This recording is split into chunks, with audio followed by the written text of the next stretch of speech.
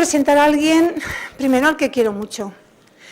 Y no es fácil, a la vez es muy sencillo. Digo Sebastián Mora y se acabó. Pero no, me parece que tengo que dar un paso y aparte el cariño que él sabe que hay, compañero de batallas, de caminos, de entidad. Cáritas, que aprovecho un inciso para agradecer, o al menos públicamente a mi institución Cáritas, y aprovechando que está aquí mi director, el apoyo incondicional y continuado que estoy recibiendo para gestionar este proyecto tan bonito como es la Red Fascia. Gracias, Luis.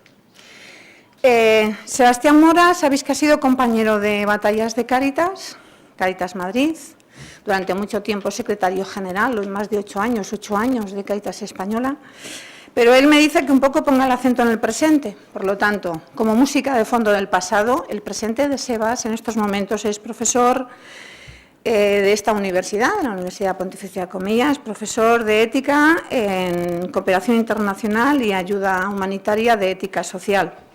También es miembro del Consejo Asesor de la Cátedra de Refugiado y Migraciones Forzosas de esta universidad. O sea, vais viendo el nexo y el por qué. Desde el minuto 1 pensamos en Sebas, ¿no? Y también es miembro de la Cátedra de Martín Patino de Cultura del Encuentro. Yo podría seguir diciendo alguna cosa más de Sebas. Es un excelente comunicador de lo que pasa, es un relatador de hechos. Pero en definitiva yo me quedaría con que es una persona que sé que está permanentemente aportando lo que él puede en momentos concretos, con su persona, con su voz, para un mundo más justo y menos insolidario. Sin más, le cedo ya la palabra. Muy bien, pues muchas gracias. Tengo que confesaros que me siento en casa. Y en casa porque parte de mi memoria o mi paisaje emocional tiene que ver con el trabajo en Fascian también, con personas sin hogar y en el trabajo con drogodependencia. Veo a gente de muchos años, a Darío, a Berta, a Carmen, Pilar, digo, pues gente que son parte de mi paisaje y por lo tanto me hacen sentir en casa. Pero además las jornadas se desarrollan en comillas, que son ahora mi apartamento, con lo cual pues sigo estando en casa. Y desde este sentirme a gusto, en este sentirme en casa, quiero plantear un tema que fue el que me ofrecieron. Yo puse el título, pero el tema era ¿qué podemos pensar éticamente sobre el tema de la movilidad humana? Mirad, yo el enfoque que quiero darle es el que planteaba Aristóteles hace muchos siglos, que nos decía que indagamos en cuestiones de ética no para saber qué es la virtud, sino para ser virtuosos. Es decir, un esquema que el planteamiento tiene que ser práctico. No vamos a hacer una elucubración sobre principios metafísicos que sustenten una ética del futuro, ni siquiera sobre una metafísica de los derechos humanos que podría salir de una forma muy natural, ni sobre ningún tipo de teoría ética contemporánea que tenga que ver con el contractualismo en la justicia, que tenga que ver con el naturalismo, que tenga que ver con cualquier otro enfoque. Podemos hacerlo en las preguntas si queréis, porque en mi profesión y a eso me dedico, pero en definitiva tenemos que ponerle un acento práctico a la dimensión ética de lo que hacemos. Porque, en definitiva, desde nuestro ser profesional, voluntario, desde nuestro ser gente implicada en lo social, a lo que estamos llamados es a generar estructuras de bien y a ser personas de bien. Es decir, la ética tiene que ver con lo personal y tiene que ver con lo estructural. No solo tiene que ver con el derecho, no solo tiene que ver con las grandes teorías de la justicia, sino tiene que ver también con lo que hacemos y cómo lo hacemos. Y tiene que ver también con las estructuras, en este caso nuestras organizaciones, en lo que hacemos y cómo lo hacemos. A veces definimos la ética como un mundo de sueños, platónico, de lo que es el bien, que no tiene nada que ver con la realidad. De hecho, muchos autores dicen que lo único universal de los derechos humanos es que no se cumplen en ningún sitio. Nos olvidamos de la realidad, nos olvidamos de nuestras personas, nos olvidamos de nuestras actitudes, nos olvidamos de nuestros valores, y como hace poco también en un congreso sobre ética alguien llegó a decir que lo que se necesitan son estructuras de justicia y no personas justas. Bueno, pues algo inviable. Por muy justa que sea una estructura, sin personas justas que la sustenten, nunca podremos lograr el bien.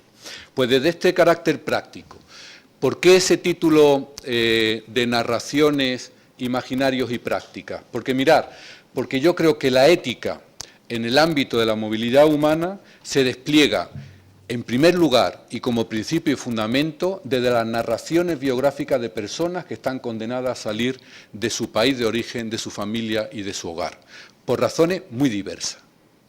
No podemos olvidar que no estamos hablando de un problema político, en primer lugar, que lo es. No estamos hablando de un problema económico, que lo es. No estamos hablando de un problema de guerra, que lo es. Y de hecho todo ello son las causas, sino que estamos hablando de la vida de personas que arriesgan todo por tratar de sobrevivir. Si perdemos ese pisar la realidad biográfica de personas, estamos perdiendo la perspectiva ética de nuestro análisis. Y con mucha facilidad la perdemos. La perdemos con discursos que podemos llamar muy progresistas y lo perdemos con discursos que podemos llamar incluso xenófobos. Porque al final la idea está por encima de las personas, la ideología está por encima de las personas, los recursos están por encima de las personas, la seguridad está por encima de las personas. El primer despliegue de la ética siempre es una narración biográfica sobre las personas. Pero es verdad que esta biografía de las personas descansan en una serie de causas que son estructurales, de causas que son económicas, de causas que son culturales, de causas que son religiosas, de causas que son ecológicas.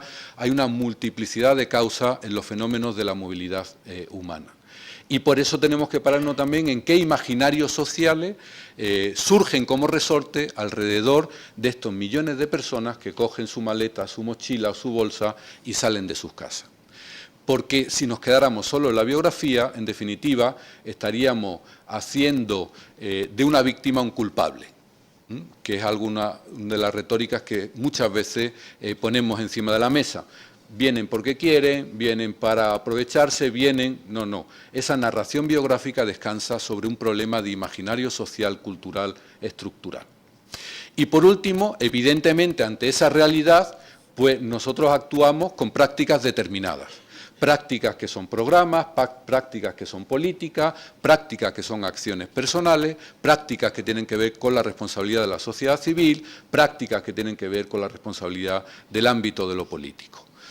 Si cualquier pata de esta tríada la quitamos, nos quedamos con una visión absolutamente amputada del fenómeno de la movilidad humana. Cuestión que solemos hacer con mucha facilidad. O nos centramos en lo estructural, olvidándonos de las narrativas, o nos centramos en las prácticas, olvidándonos que hay personas y estructuras detrás, como trataremos después de demostrar. Desde esta triada, ¿qué es lo que vamos a tratar de hacer?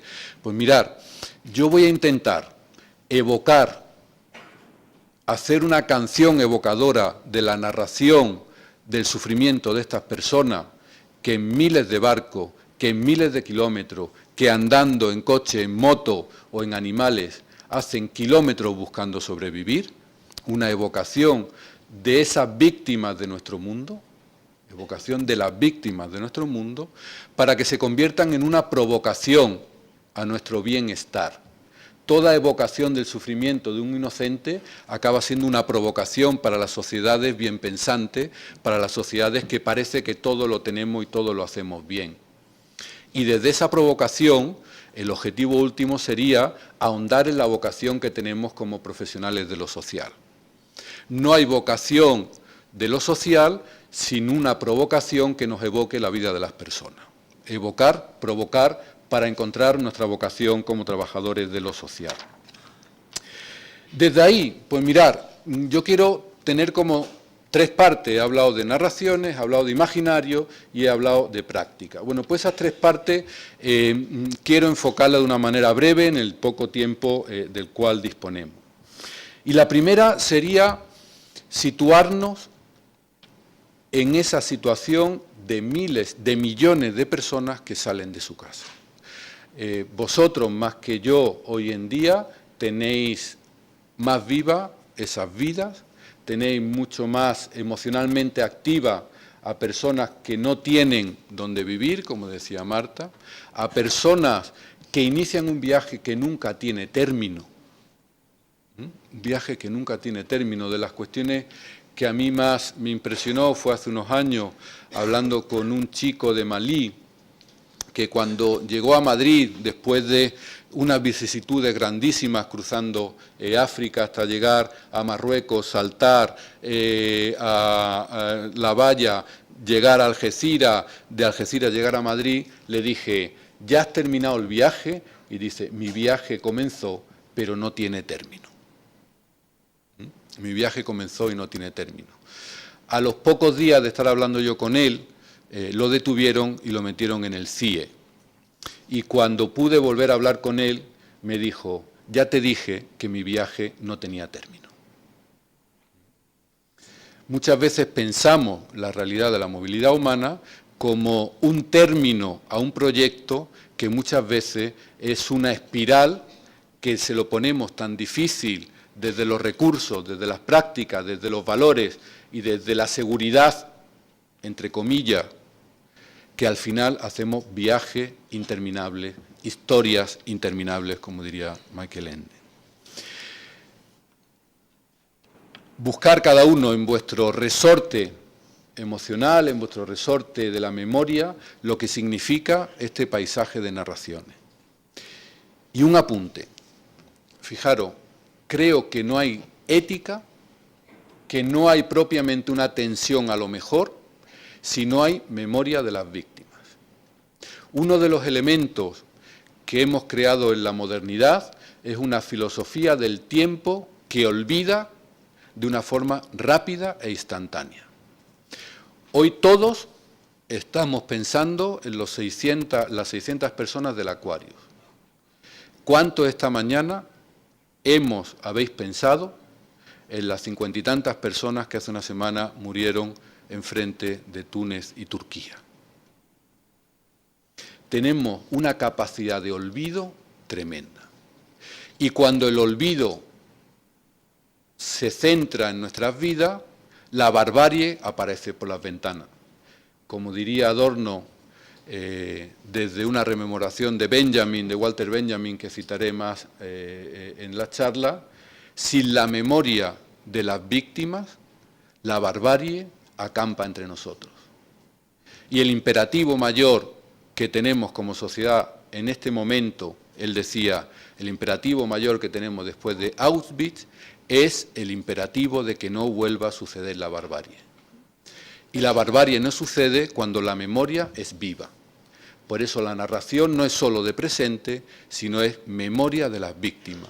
Hacer una lectura de la historia a contrapelo, donde lo que no pasó pueda pasar y donde lo que ocurrió nunca se nos olvide, porque si no la barbarie entrará por las ventanas. Y el imperativo mayor de nuestra sociedad es que la barbarie no acampe. Y por desgracia, como luego diré, la barbarie está acampando en nuestro discurso social, en nuestro discurso personal y en nuestro discurso político. Aquello que jamás tendría que volver a suceder está sucediendo. Desde ahí, no desde una idea, sino desde la vida de estas personas, es de donde tenemos que enfocar el siguiente punto. Y el siguiente punto tiene que ver con lo estructural, con los imaginarios sociales, con la interpretación que hacemos de la realidad.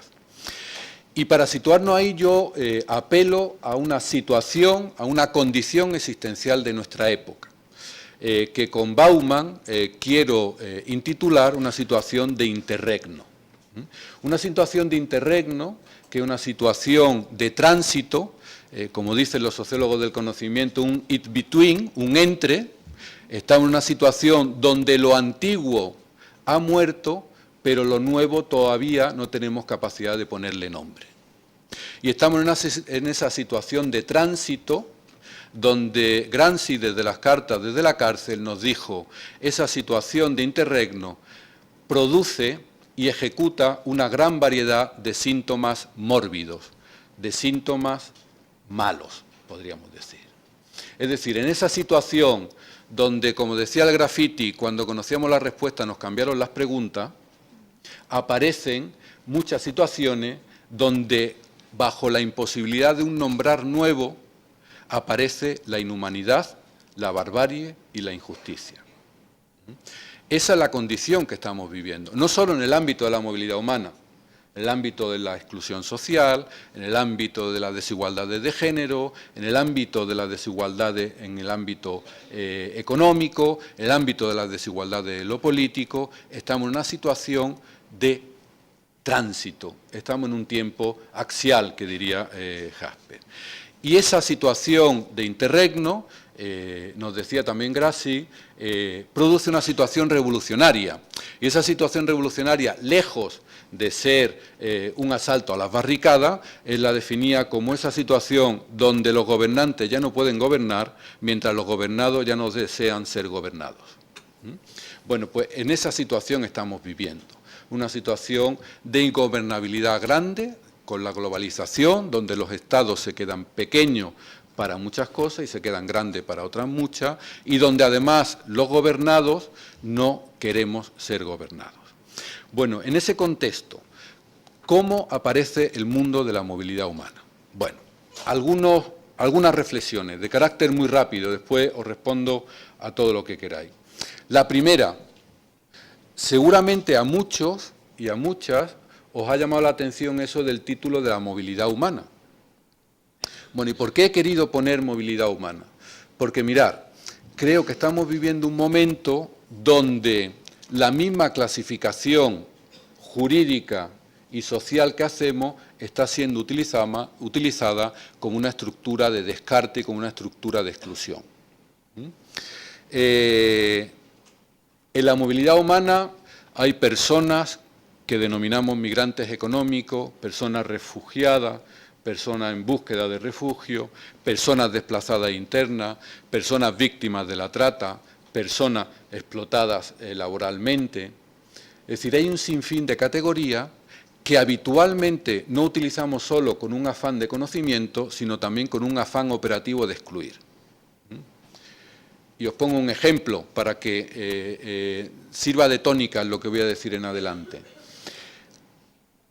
¿Cómo aparece ante la opinión pública hoy en día el inmigrante económico? Bueno, como alguien no merecedor de venir a los países del norte, porque aquellos realmente que lo están pasando mal son los refugiados, que son víctimas de conflicto, víctimas de persecución, víctimas de algún ámbito por razón de género, religión, etcétera, etcétera, que no puede vivir en su país.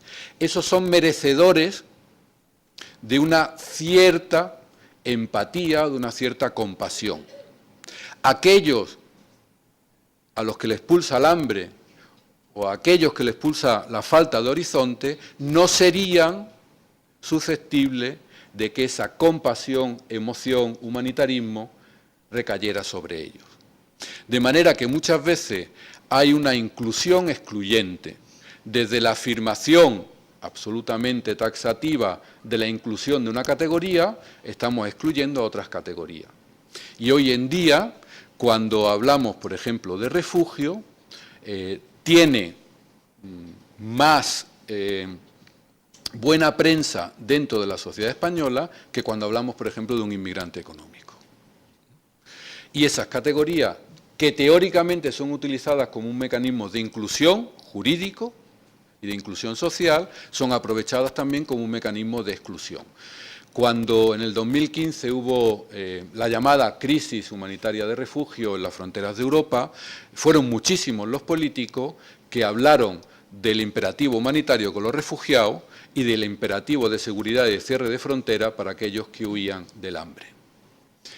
O para poneros un ejemplo con datos del año 2016, de los 1.000 solicitantes de asilo que hubo, de los tantos solicitantes de asilo que hubo de Malí, ninguna de esas solicitudes de refugio fue asimilada, mientras que todas las de Siria y de Irak sí lo fueron. Todos sabéis que en Malí es un sitio muy seguro, donde hay una gran paz, donde hay una gran igualdad y donde todas las personas pueden vivir en libertad independientemente de su género y de su religión. Un mecanismo en principio inclusivo se utiliza como un mecanismo de exclusión. Bueno, pues yo creo que por eso utilizo el término movilidad humana, que nos da una radiografía de la realidad mucho más plural y mucha más amplia y que nos da muchas claves para analizar la movilidad humana, como creo que ahora voy a tratar de demostrar. Una mirada rápida sobre algunos números. Por desgracia, lo primero que hay que decir de todos estos datos es que estamos en un momento de récord sobre récord. Nunca en la historia de la humanidad ha habido tantas millones de personas en movilidad. Luego voy a matizar esto, pero el primer dato, nunca en la historia de la humanidad ha habido tantas personas en movilidad. 244 millones de personas migrantes, 65 millones refugiados, desplazados internos y buscadores de asilo, 40 millones de personas que sufren esclavitud en el mundo. Es decir, tenemos unos datos que asustan. Tenemos unos datos que asustan. Bien, es verdad que si vemos, por ejemplo, los números de personas migrantes en el mundo, aunque desde el año 1990, que eran 153 millones, a el año 2015, que son los últimos datos de la Organización Internacional de Migraciones, ha habido 100 millones de crecimiento, de 153 a 244, pero fijaros un dato muy curioso. Se ha mantenido en las últimas décadas que la tasa relativa de migración en el mundo está en torno al 3%. Es verdad que los números absolutos son muy altos, y van creciendo, pero la tasa relativa se mantiene. Algo parecido, aunque no tan lineal, aparece con el refugio. El refugio sí que ha pegado exponencialmente en los últimos tiempos un gran crecimiento, por distintas razones. Una, evidentemente, por los conflictos, una por la falta de democracia en muchos países, otra por la aparición de nuevas causas, como pueden ser las causas ecológicas, donde hay pueblos enteros que tienen que desplazarse, y otra también con el mecanismo jurídico que ha abierto Europa, que tiene totalmente cerradas las puertas a una regularización por otros motivos, y la única vía que queda es la de la petición de asilo o refugio, protección internacional en general. Con respecto al tema de las migraciones y el refugio, esas 244 millones, 65 millones y desplazamiento interno, es decir, hablamos de 300 millones de personas. Claro, hay algo que quiero compartir para que quede muy claro. La idea que tenemos muchas veces en el norte es que los movimientos migratorios son masivos movimientos de personas que quieren colonizar el norte rico. Bueno, pues esto es mentira. El 80% de los desplazamientos y movilidades humanas son sur-sur y no sur-norte. Quien realmente está soportando los movimientos migratorios en la actualidad no somos los países del norte rico, son los países del sur pobres. Por ejemplo, Líbano, de cada 6 personas que habitan en el Líbano, una es refugiada. Si en Europa tuviéramos que tener esa misma proporción, hablaríamos de millones y millones de personas acogidas refugiadas. Es decir, los ricos estamos haciendo menos esfuerzo que los pobres. Pero toda la retórica social es que el sur pobre quiere colonizar, quiere invadir al norte rico. Bueno, pues no es verdad. Los grandes desplazamientos de movilidad humana son movimientos sur-sur. Fijaros, porque aquí aparece otro elemento claro desde lo ético, y ese elemento claro es que solo hacemos crisis humanitaria cuando esas movilidades de personas se acercan a nosotros. Cuando en 2015 se acercaron a Europa hablamos de crisis humanitaria, cuando años antes había ya 5 millones de sirios que estaban desplazados internamente o en los países del entorno. Es decir, hacemos crisis humanitaria cuando nos toca a nosotros de cerca, no cuando realmente existe la crisis humanitaria. Es decir, tenemos el descaro de hablar de crisis cuando lo tenemos cerca y no cuando la gente padece la crisis. Y eso seguimos haciéndolo en la actualidad. Hablamos de crisis de refugio en Europa cuando lo que realmente hay una crisis de humanidad en Oriente Próximo, en África, en Latinoamérica, en Asia, en todos los continentes. Fijaros que esto que puede ser un movimiento de expansión hacia un mundo mejor. A mí me ha llamado mucho la atención, preparando esta intervención, un índice que desconocía que existía, que es el índice global sobre esclavitud, donde desde el año 2003 a la actualidad, bueno, hasta el 2016, de 33 países donde estaban notificados casos de esclavitud por razones sexuales o por razones laborales, hemos pasado a 158. Es decir, la mayoría de países en la actualidad tiene alguna forma de esclavitud real, concreta y denunciada en sus sociedades. Evidentemente con distinta proporción y con distinta intensidad. Bueno, fijaros que desde esta panorámica, así global, muy de helicóptero, podemos profundizar lo que queráis, a mí lo que me sale de las tripas, igual es poco ético decir lo que sale de las tripas, yo creo que es muy ético, es que llevamos tiempo hablando del drama de las migraciones, llevamos tiempo hablando de la tragedia de las migraciones en su llegada a Europa. Y en realidad de lo que tenemos que hablar es del crimen que estamos cometiendo con la movilidad humana en los inicios del siglo XXI. Porque no es una casualidad, no es un azar social lo que está ocurriendo, sino que es fruto de políticas que por acción o por omisión están produciendo un crimen. Fijaros, simplemente fijándonos en lo que representa el Mediterráneo, que se está haciendo icono de lo que es la barbarie. Algunos llegan a decir que es el nuevo Auschwitz, el holocausto de baja intensidad del Mediterráneo.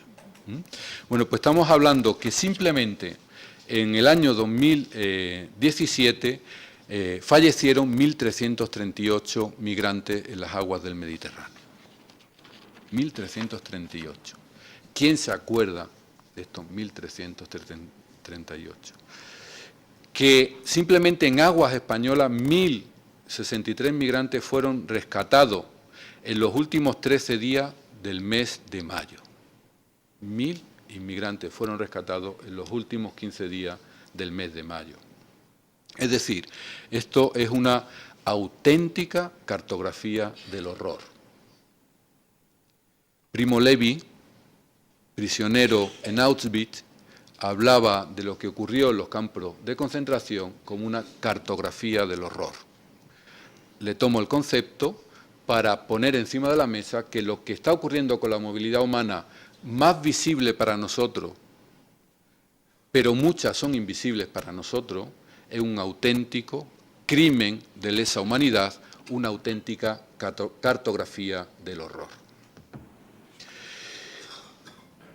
Creo que para vuestro trabajo, desde el ámbito de las personas sin hogar, es interesante también hacer una pequeña cala, que luego van a profundizar los compañeros, en el ámbito de lo que está suponiendo el incremento de refugio en España. Con una nota, Madrid es un mal observatorio para mirar los números relativos del refugio en España, porque la mayoría de personas solicitantes de refugio o que una vez denegada la solicitud de refugio se quedan a vivir con nosotros, vienen a las grandes ciudades entre las que cuenta Madrid. Por lo tanto, estamos hablando que cada año, si hay una media de un 70% de solicitudes rechazadas, son miles las personas que de manera legal la estamos convirtiendo en ilegales. Fijaros, esto es un punto clave. De manera legal la estamos convirtiendo en ilegales. Decía Montaigne que la modernidad no se caracterizaba por una crueldad salvaje y visible, sino se caracterizaba por una crueldad que sabía, bajo proceso burocrático, ocultar el salvajismo. Bueno, las políticas de refugio, de migración en España, están siendo una producción legal de la ilegalidad. Es decir, están siendo una producción social de lo que es humano y de lo que es inhumano, caracterizando a aquellas personas que son esencialmente humanos y a aquellas personas que no lo son. Y además, las políticas de refugio para lo que es vuestro trabajo son muy sensibles a los colectivos que están solicitando refugio y a la actuación del Gobierno español a la hora de valorar las solicitudes de refugio. Y pongo un ejemplo que todos los vais a entender. Hace 2 años las máximas solicitudes de refugio provenían de Siria y la mayoría de esas solicitudes, en torno al 90%, fueron aceptadas. En el último año, la mayoría de solicitudes son de venezolanos, que están todas en stand-by, como dice el Gobierno español, a pesar de estar penado por el ACNUR y por el Defensor del Pueblo, a la espera de la mejora del país. A la espera de la mejora del país, como si los países mejoraran en un par de meses.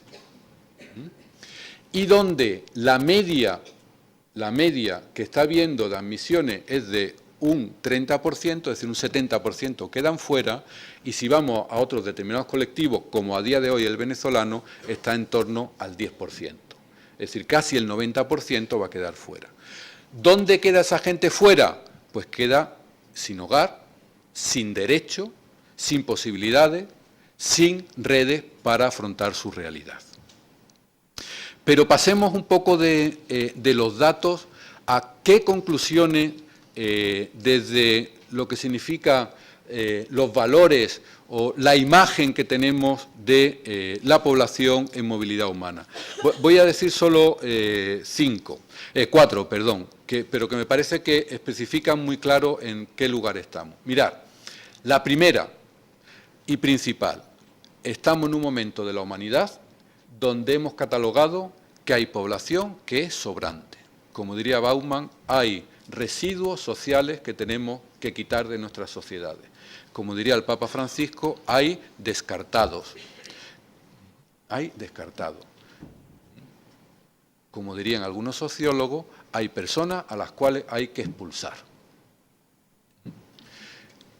Categorizado social, política y éticamente.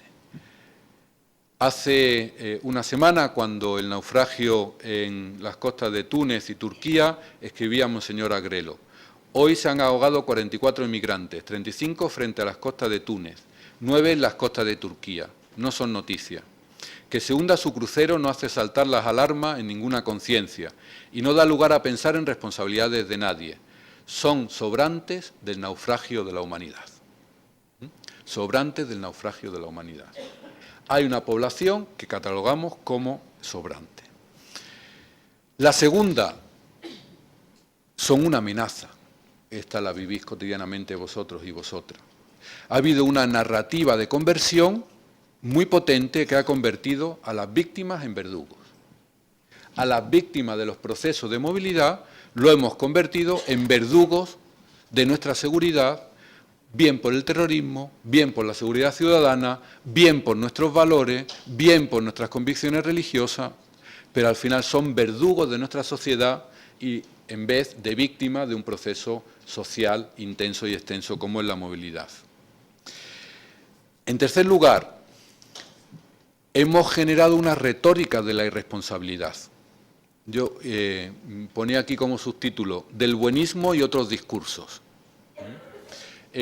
Ahora, cualquier persona que habléis sobre una acogida a migrantes, somos los buenistas. Buenista quiere decir alguien con buen corazón pero tonto, así, en síntesis. Yo recuerdo en una radio en España, una radio muy católica, me preguntaron sobre la realidad de la migración hace algún año. Y yo, bueno, pues hablé de la acogida, de la hospitalidad, del programa que teníamos en marcha en aquellos momentos, y el locutor me dijo, pero usted es un buenista. Y yo creo que él se esperaba que yo iba a decirle que no, y le dije, sí, yo soy un buenista, claro, ¿cómo no? Digo, ahora bien, yo me declaro buenista si usted se declara al mismo nivel que yo como malista, porque su discurso lo que está haciendo es excluir y olvidar a las personas. Yo soy buenista, pero usted ni es realista, ni es responsable, ni es patriótico, sino que es un malista, es decir, genera mal. Genera mal. Y hemos hecho una retórica donde ser malista es ser realista y ser adecuado a la realidad. Y por último, fijaros, y esto me parece tremendamente importante, y esto es lo único que quiero meter como algo más metafísico. ¿Qué hemos producido en la sociedad moderna y que hemos vendido como un avance social y se nos está volviendo como un boomerang muy complejo de asimilar?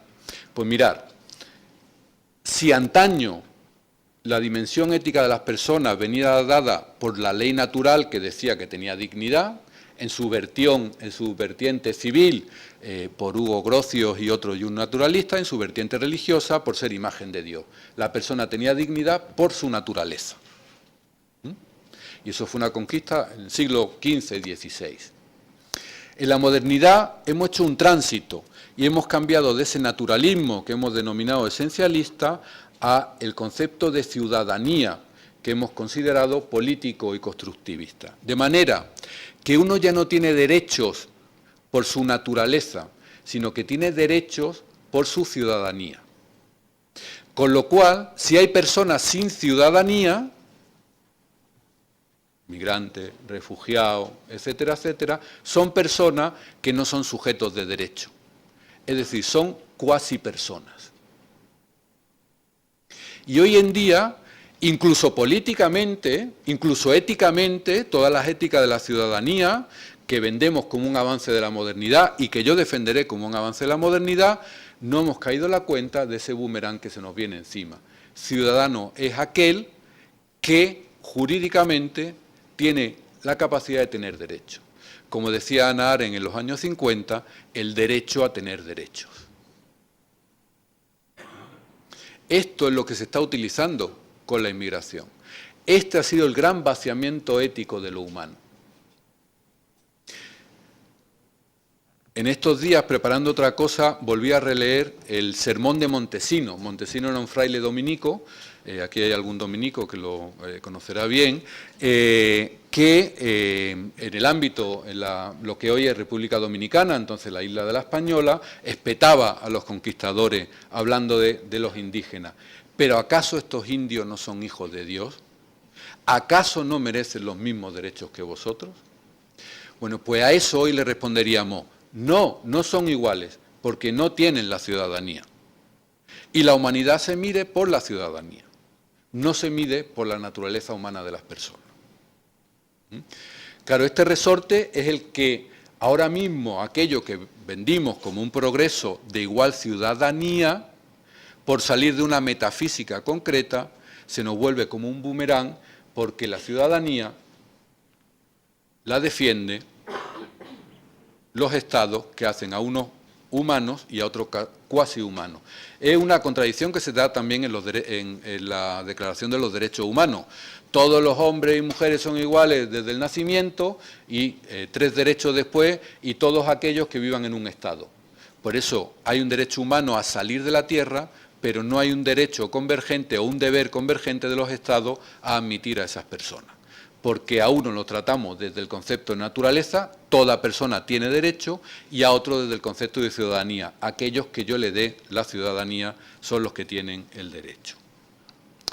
Desde ahí, ¿cuáles son las prácticas básicas que estamos gestionando con la inmigración? Pues de manera muy breve. Yo diría que son 2 básicamente. Las políticas de securitización y las políticas de emergencia humanitaria. Y ambas son muy complejas. Fijaros, la externalización de fronteras como mecanismo de la Unión Europea para afrontar el fenómeno migratorio, me parece que es convertir a Europa en un campo de concentración elástico, como dice Zamora. Hemos convertido a Europa en una geopolítica elástica de la concentración y de los internamientos. Y cada vez intentando que estén más lejos de nosotros, porque la distancia es el olvido. Y cuando hay olvido, no tengo ninguna razón ni compasión para atender a las personas. Y esa política de seguridad, cuando fallan esa externalización de frontera, la seguimos aplicando en la internalización de frontera. Y por eso, hace años, también desde el ámbito de personas sin hogar, hablábamos de la ley Mordaza como una ley que no genera derechos para los más pobres. Y por eso hablamos desde el ámbito de las organizaciones sociales que hay que cerrar los CIES como un hecho paradigmático desde los campos de concentración de la Segunda Guerra Mundial, donde hay un derecho concreto y específico para ciudadanos de una clase y ciudadanos de otra clase.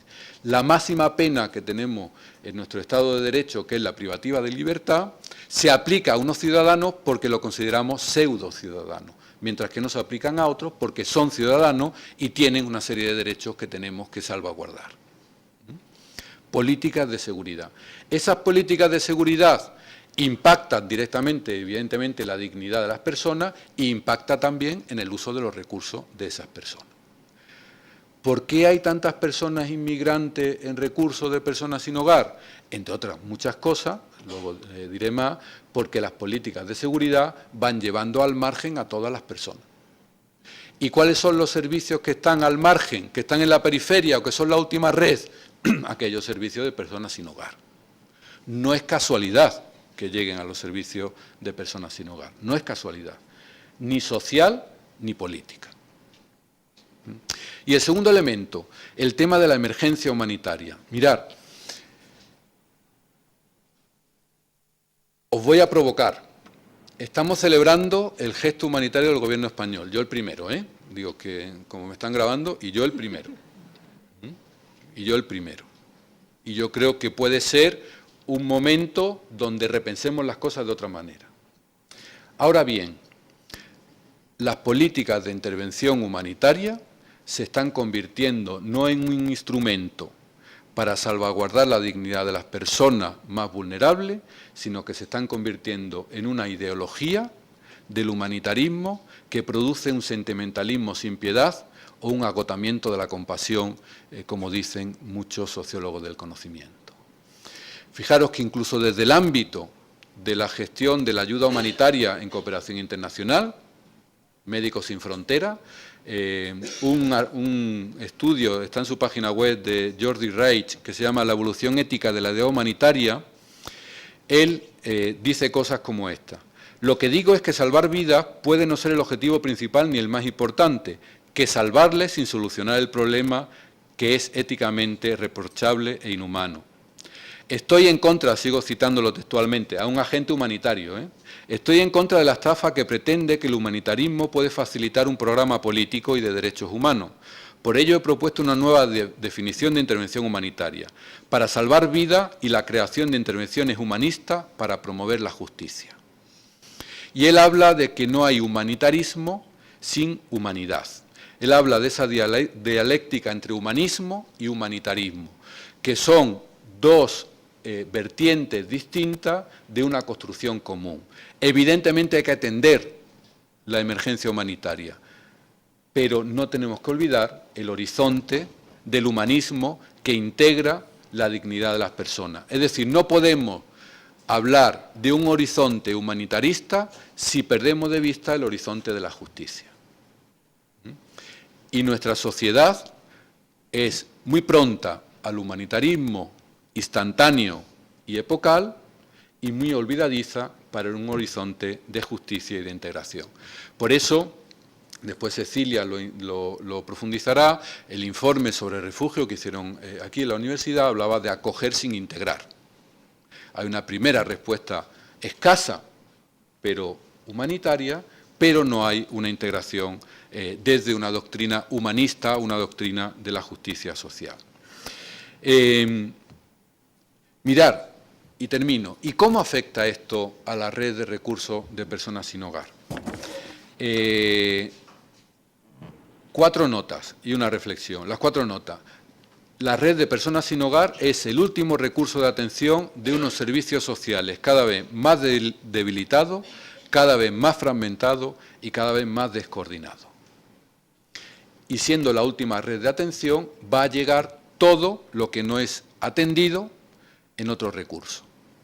Le decía a Darío que lo iba a citar, porque Darío es un poco más mayor que yo, pero más o menos por ahí andamos. Y lo estuve mirando, hace 12 años tuve yo una intervención que se titulaba Intervención ética con personas sin hogar con problemas de drogodependencia. Porque el problema que había en la red de personas sin hogar es que era un tanto por ciento muy alto de las personas atendidas tenían problemas de adicciones. Y se planteaba el mismo tema que hoy os planteáis con las personas migrantes, que es que no estamos preparados, o estamos saturados, o tendríamos que cambiar los recursos, o hay que amplificar recursos. Pero es que si nos vamos años antes, pasó con la salud mental en los ámbitos de personas sin hogar. Cuando los recursos sociales van en disminución, la última red acaba cogiendo todo.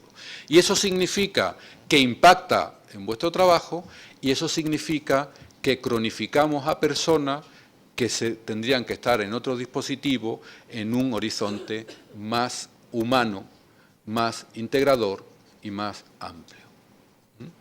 No es nuevo lo que está pasando, no es nuevo. Si os acordáis, cuando la crisis de los cayucos en Canarias, que hubo esa acogida de 2 meses de ayuda humanitaria y después lo dejaban con un chándal en la calle a los 2 meses, ¿dónde fueron? A los recursos de personas sin hogar.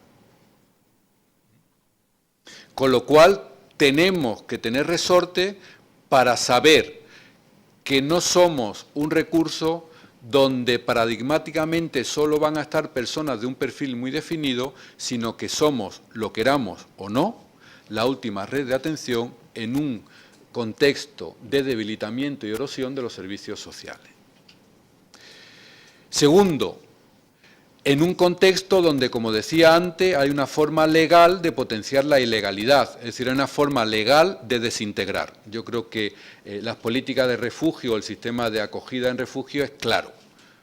Acojo durante, vamos a poner 2 años, que sería el máximo, con unos recursos, vamos a decir que es suficiente, aunque podríamos discutir mucho de eso, pero sin embargo, a partir del día X, queda absolutamente en la calle siendo un nadie.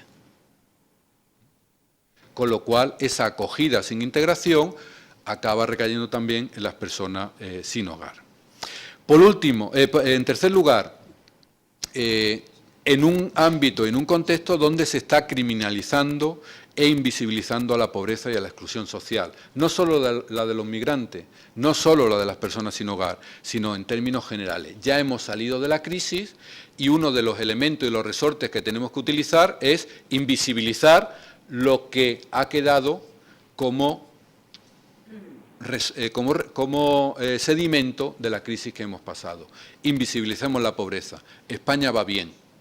Aquello que dijo Aznar, que ahora parece que saca la cabeza de vez en cuando, bueno, pues se dice de muchas otras maneras. España va bien, no miremos lo que nos está ocurriendo. Y por último, desde un concepto cada día más presente en los servicios sociales, en términos generales, y en el de personas sin hogar también de una manera muy patente, con una función muy clara en atender la emergencia, la urgencia o como queramos llamarle. Hemos gestionado unos servicios sociales pensados para los procesos y hemos pasado unos servicios sociales pensados para el instante. Y las personas no somos un instante, las personas somos un proceso. Eso no significa que en determinados momentos puntuales necesitemos instantes, eso es evidente. Pero si solo nos caben los instantes, al final no tenemos una identidad, sino que tenemos un mosaico. Y las personas no somos mosaico, somos una unidad de sentido y significación. Es decir, las políticas de movilidad, que son un espejo del resorte moral de lo que somos, depende cómo tratemos a las personas migrantes, va a ser un examen de qué valores realmente y no imaginariamente estamos defendiendo. Estamos en un momento donde esas políticas de movilidad están ausentes y no solo evitando o tratando de deconstruir la barbarie, sino muchas veces incitando la barbarie. Y el único imperativo ético que tenemos después de Auschwitz es que no vuelva a suceder, y está sucediendo. Me gustaría terminar con un pequeño texto de Hannah Arendt, pensadora judía, apátrida en Estados Unidos, que sufrió lo que es ser excluida por religión y por no nacimiento en un país, y ella decía en los años 50, el peligro de las fábricas de cadáveres y de los pozos del olvido es que hoy con el aumento de la población y desarraigo creciente por todas partes, constantemente se tornan superfluas masas de personas, si continuamos pensando nuestro mundo en términos utilitarios. Los acontecimientos políticos, sociales y económicos en todas partes se hallan en una conspiración silenciosa con los instrumentos totalitarios concebidos para hacer a los hombres y mujeres superfluas. Las soluciones totalitarias pueden muy bien sobrevivir a la caída de los regímenes totalitarios, bajo la forma de fuertes tentaciones que surgirán allí donde parezca imposible aliviar la miseria política, social o económica de una forma digna de ser persona. Las fábricas de cadáveres siguen vivas después de tantos años. Muchas gracias.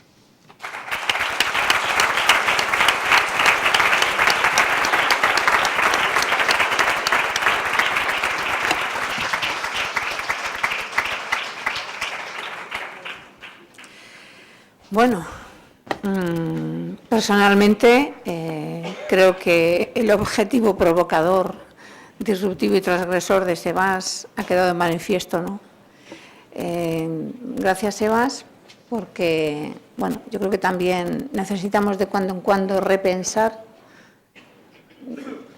y un poco mirar hacia adentro desde dónde y no solamente quedarnos efectivamente en unas respuestas de una solidaridad inmediatista, ¿no? Es muy interesante todo lo que aquí ha salido. Yo sí le pido públicamente el hacer uso de su intervención, porque creo que es un documento de relectura continua y continuada. No sé vosotros, pero yo por lo menos lo tengo muy cerca siempre, con lo cual, bueno, supongo que es interesante ahora el momento de poder interlocutar con Sebas, matizar, dialogar, compartir, y después ya nos vamos a tomar un café que también te quedas toda la jornada, ¿no? Os acompaña toda la jornada.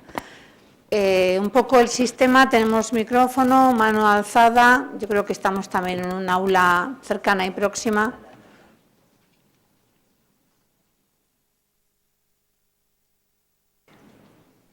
Aquí hay una mano, Elena. Hola, buenos días, he llegado tarde, pues vengo de Sevilla y el AVE, mientras que he cogido el metro y tal, pero en fin, al final he llegado. En primer lugar, felicitar al ponente, a Sebastián, me ha encantado la ponencia y yo soy la directora del Centro de Acogida Municipal de Sevilla y tengo una contradicción, nosotros tenemos bastantes plazas y tengo una contradicción cuando CEAR llama para enviarnos a personas que están en un proceso de asilo. ¿Qué pasa? Que evidentemente son personas que deberían, bajo mi punto de vista, tener otros recursos. ¿Por qué? Porque los centros de acogida municipal tienen unos perfiles de acogimiento a una serie de personas que yo no creo que tienen que tener las personas que están en proceso de refugio, estar en un centro de acogida municipal. Creo que tiene que haber recursos para ellos específicos, no solamente está el CEAR, el CAR, perdón, allí en Sevilla, pero que hay unos procesos legales que tienen bastante lagunas que hacen que luego las personas es que no tienen a dónde ir.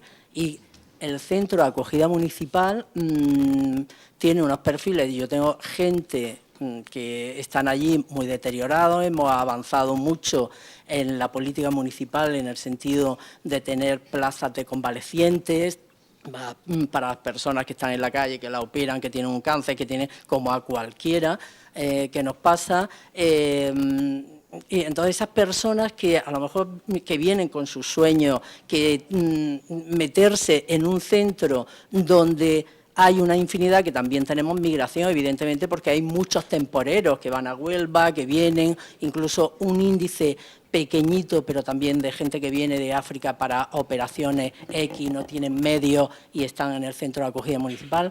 Pero yo planteo mi contradicción de que muchas veces, digo, estas personas que son víctimas de un proceso de su país, que vienen para mejorar su vida, ¿por qué terminan en un centro de acogida municipal? Es que tengo esa contradicción.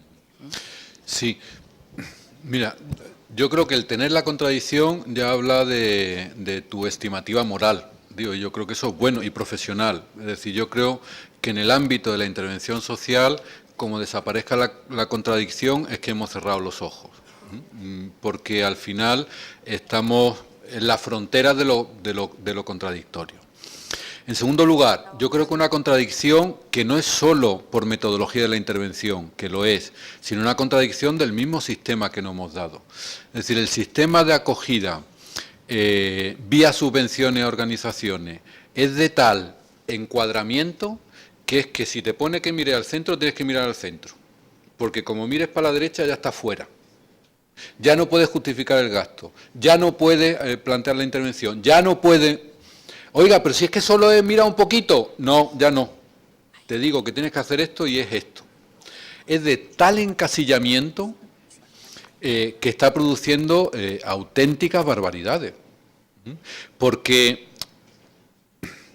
y lo digo también para provocar, claro, esas personas que durante un tiempo están bajo la cobertura del Estado vía unas organizaciones, tienen una intensidad y una extensión de la intervención muy grande. Y llega el día, hoy que es 13, llega el día 13, cumple y se queda absolutamente sin nada.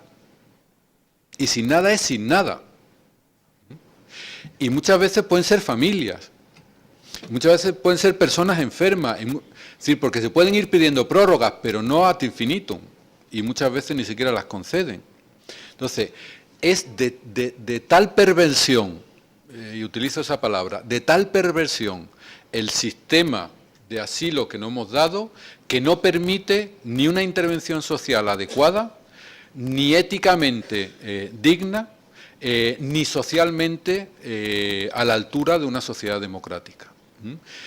Y evidentemente, si eso no funciona, los que estáis en el sistema de servicios sociales, pues cogiendo todo aquello que no es cubierto por otros lados, os van a caer en vuestros servicios sociales, eso está claro.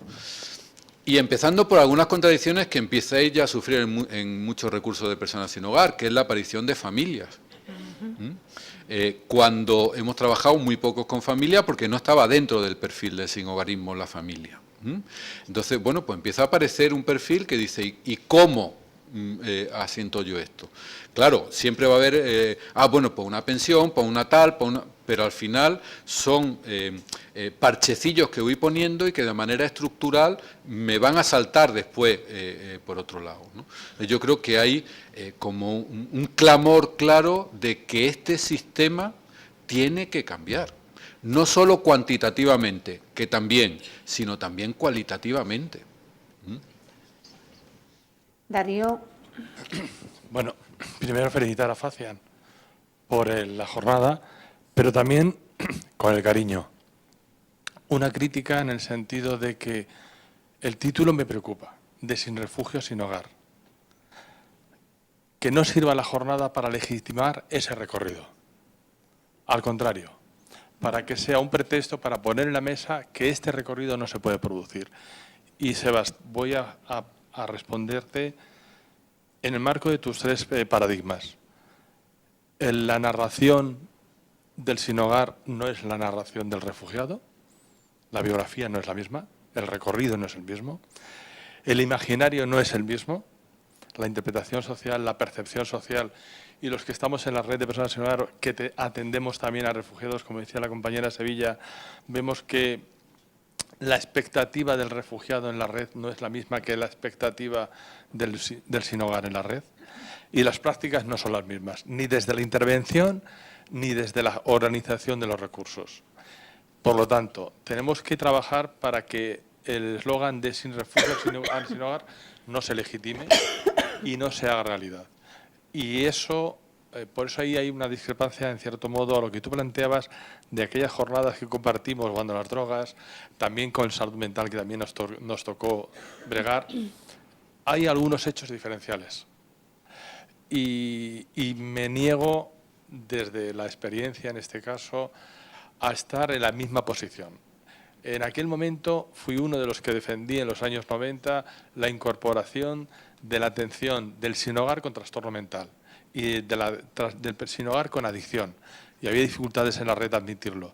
Pero aquí estamos en otros paradigmas con los tres elementos que tú has dicho: la narración, el imaginario y la práctica.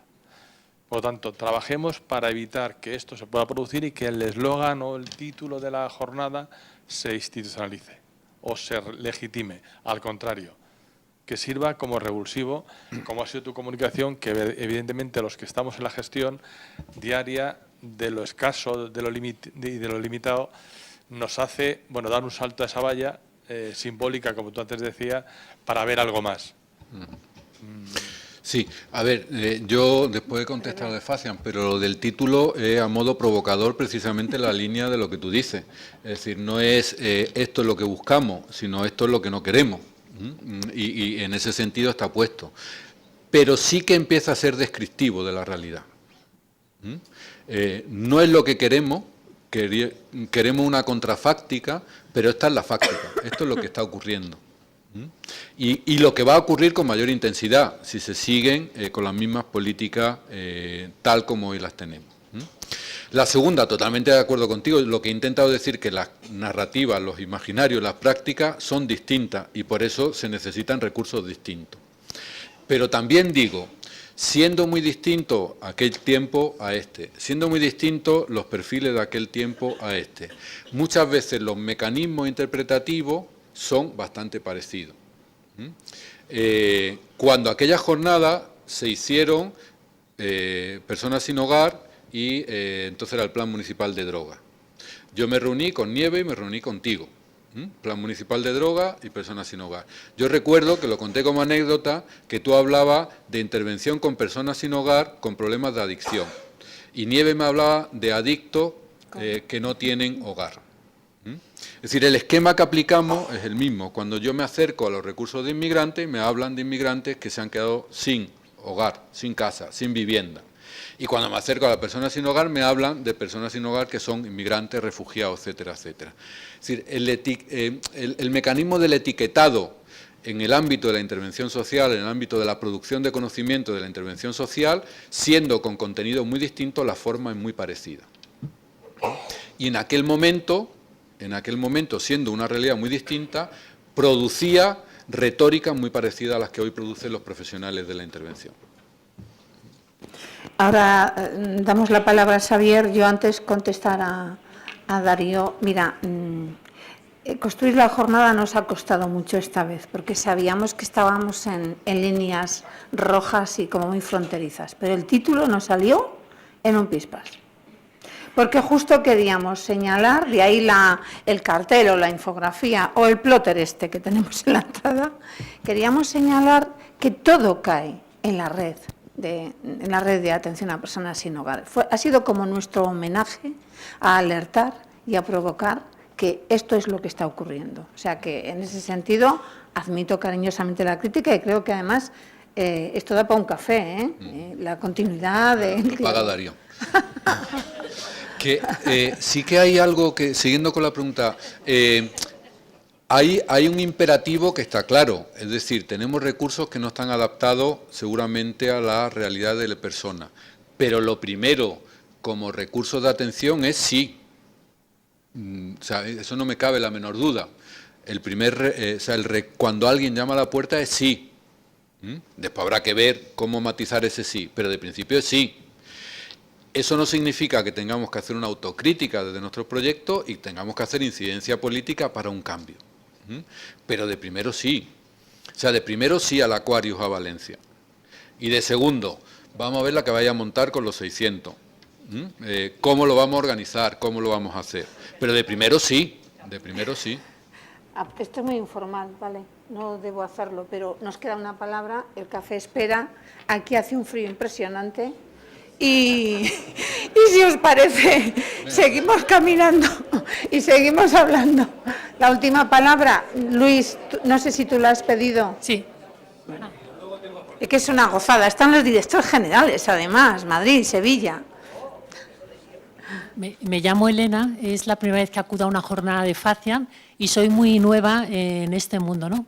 Soy voluntaria de CEDIA y luego conozco a Sercade y convivo en mi casa con una persona refugiada, ¿no? Y a mí, como el título, cuando ha comentado Sebastián, como el objetivo de su conferencia, ¿no? Una evocación que provoque, ¿no? A mí lo que me ha llamado mucho la atención, a mí lo que me ha movilizado para involucrarme con refugiados o con personas sin hogar es el testimonio de otras personas que lo han hecho y que he conocido realidades de personas y de organizaciones que están haciendo cosas extraordinarias. Y a mí lo que me preocupa mucho es, un poco en la conferencia, es que no he escuchado nada como positivo de lo que ya está aconteciendo. Entonces, yo creo que a nivel tanto de, como en los 3 niveles que ha tratado, a nivel de biografías, narrativas personales, a nivel de narrativas y a nivel de prácticas, creo que ya hay cosas que se están haciendo que están funcionando, y si realmente queremos movilizar, yo creo que lo que primero hay que hacer es que inspirar. Yo creo que hay un momento cuando hay tanta denuncia de cosas que están mal, yo personalmente me colapso. Entonces, yo lo que necesito son vías concretas que me inspiren y que me movilicen. Y en España creo somos 50 millones de personas, es un país, yo lo he conocido muchas personas que están en la calle y dicen que quieren venir a España porque en España se encuentran una relación de cercanía que no la encuentran en otros países de Europa. Eso me lo han contado. Entonces, yo y veo también que en Madrid está habiendo ahora, a nivel de movimientos ciudadanos, como una plétora de movimientos ciudadanos espectaculares, y la estrategia que están siguiendo es mapear lo que ya está aconteciendo y conectar a las realidades que muchas veces están fragmentadas, visibilizándolas y conectándolas. Y a mí lo que me encantaría es, como sugerencia, y digo que soy una persona que igual esto ya está ocurriendo, me encantaría que todo lo que ya está ocurriendo se mapease, se visibilizase, y creo que eso movilizaría a políticos, a ciudadanos y a organizaciones. Sí, yo te respondo a 3 niveles. El primero, ¿por qué no he hablado de ello? Porque la segunda parte de la jornada va a ser de personas que están trabajando en esa dirección, y son proyectos concretos, tanto en Sevilla como en Madrid, tanto público como privado, de actuaciones que se están haciendo. Digo eso como primer elemento. El segundo elemento, sin duda ninguna, también por momento personal con respecto al impacto de realidad. Decía Walter Benjamin, poco antes de la expansión de los campos de concentración, en estos momentos de barbarie, por favor no me saquéis destellos de mesianismo porque ocultan el sufrimiento de las personas. Es verdad que yo creo que hay que inspirar, y seguramente un momento personal que me tengo que cuidar con mi psicólogo, pero sin duda ninguna, por favor, que el que acojamos a 600 en Valencia no nos haga olvidar a los 60 millones que están desplazados, porque es la retórica mediática que estamos utilizando. Ya parece que el único problema en el mundo de las personas refugiadas es que España es muy valiente acogiendo a 600. Y vuelvo a repetir, maravilloso y adelante, y con todo mi apoyo personal e institucional. Que es verdad que hace falta la inspiración, y estará la segunda parte, pero cuidado, que la inspiración no nos haga olvidar a las personas que siguen sufriendo y muriendo. Por favor, alcemos la voz. No dudo que haya que inspirar, pero si alzar la voz tratando de exponer el sufrimiento de las personas no nos inspira, también algo nos está pasando como sociedad. Y en tercer nivel, sin duda ninguna, faltarían experiencias concretas, pero no el cometido de lo que me han pedido. Es decir, esta es la segunda parte, está en mi momento personal, que de alguna manera me hace revolcarme ante imágenes que tratan de ocultar lo que realmente está sucediendo, y en tercer lugar, pues es verdad que no es lo que me han pedido. Bueno.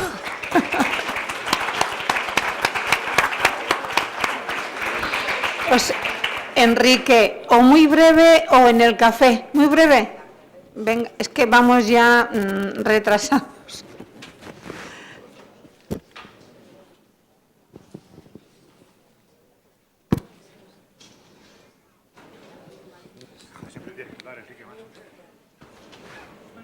Perdona, me la ha pedido para mí muy breve. Si puedes andar un poco, porque en algunas otras ocasiones te he escuchado y aprovechando que estamos aquí todos y que no nos conozca, pues hablamos desde el voluntariado, en el papel que han tenido las propias entidades a la hora de no contestar esa narrativa que se ha instalado actualmente, ¿no?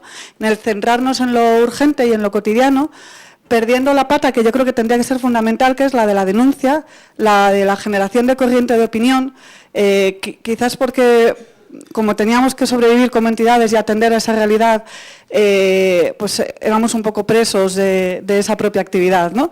Y como yo siempre he dicho, que creo que el papel de las ONGs tendría que ser desaparecer, que dejáramos de hacer falta. Y cómo podemos cambiar eso para que sintonizar un poco con lo que tú decías, ¿no? Con que esas acciones concretas no nos hagan perder de vista el horizonte del humanismo. Sí. A ver, yo soy de los que pienso que siempre debían de existir ONG. Digo que nuestro cometido es seguramente hacer otras cosas y de otra manera, pero nunca desaparecer, porque creo que aportamos una visión que lo estatal ni lo que tiene afán de lucro puede aportar. Segundo elemento, yo sí que creo que hemos vivido un proceso en los últimos 20 años en el ámbito del tercer sector. Hace 20 años no se llamaba tercer sector, ahora lo llamamos tercer sector. Un proceso que tiene que ver con la pérdida del sustrato ético y político, que es lo que nos hizo existir. Y eso significa que nos hemos dedicado a ser gestores de intervención y hemos perdido tanto la institución valorativa de lo social, es decir, la dimensión ética, la dimensión de formación ética de las personas y de la ciudadanía, y también la dimensión de incidencia política. Y fijaros, en estos ámbitos de refugio y en estos ámbitos de migraciones, donde muchas de las organizaciones que están trabajando en ese ámbito, el 90 o 90 y tantos % procede de dinero público, es muy complejo, tanto por la cantidad de tarea que lleva, como por hacer una crítica que pueda suponer un impacto en las mismas organizaciones. Lo decía al principio, creo que tenemos que formar estructuras para el bien y personas de bien. Y en eso significa que tenemos que trabajar lo ético, es decir, qué valores nos sustentan, y en segundo lugar la incidencia política. No confundiendo ser profeta, es decir, denunciar, con ser mosca cojonera, que son cosas distintas. La protesta por la protesta tampoco es el papel del tercer sector. Es el ser profeta, que significa protestar, pero significa proponer también. Y un poco en este papel de proponer y mosca cojonera, insisto, de verdad, me parece súper interesante el debate que se está suscitando. Vamos a continuar en la segunda parte de esta jornada y me comprometo también a trasladar a Facián el hacer otra jornada, porque me parece que tenemos mucho que contarnos. A disfrutar del café. Gracias, Sebas.